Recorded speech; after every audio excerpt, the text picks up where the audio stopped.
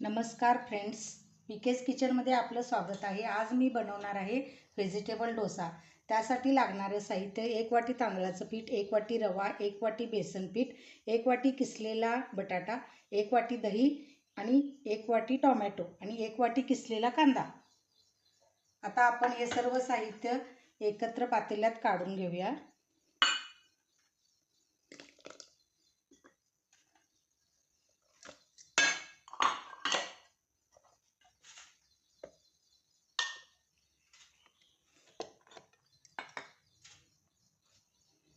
आता त्यामध्ये 1 चमचा लाल तिखट, आलं लसूण पेस्ट 1 चमचा आणि 1 चमचा मीठ।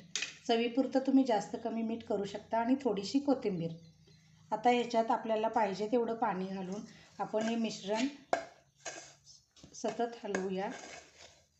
गाठी होऊ नयेत म्हणून हलवून आपल्याला पाहिजे तेवढं त्याच्यात पाणी घालून घ्या। हे बघा, हे मिश्रण आपण असं भिजवून एक 10 मिनिटं ह्याला झाकण लावून ठेवूया। लागलं तर आणि थोडं पाणी घालून हलवून घेऊया। 10 मिनिटानंतर बघा, हे आपलं बॅटर असं तयार झालेलं आहे। आता त्यामध्ये थोडंसं बेकिंग सोडा घालूया आणि छान हलवून डोसा घालायला आता हे मिश्रण तयार झालेलं आहे। आता आपण गॅसवर तवा तापवून घेऊया आणि मग डोसाचं बॅटर हे बघा असं लागतंय।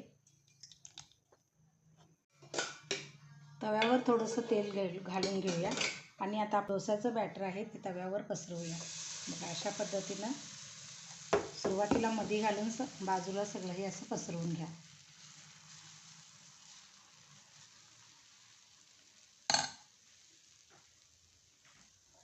त्याच्यावर झाकण लावून हा डोसा 2 मिनिटं आपण भाजून घेऊया। झालेले आहेत बघा, आपला हा डोसा एका बाजूने छान भाजलेला आहे। आता आपण दुसरी बाजूही थोडीशी 1 मिनिट भाजून घेऊया। आपला डोसा दोन्ही बाजूनी छान असा भाजला गेलेला आहे। हा बघा, असा तयार होतो हा डोसा। खूप क्रिस्पी आणि छान तयार होतो, कलरही छान येतो। तयार आहे आपला व्हेजिटेबल डोसा। हा डोसा तुम्ही चटणीसोबत सर्व करा आणि तुम्ही नक्की ट्राय करा। हा डोसा खूप चविष्ट लागतो आणि चॅनलला सबस्क्राईब करायला विसरू नका। थँक्यू।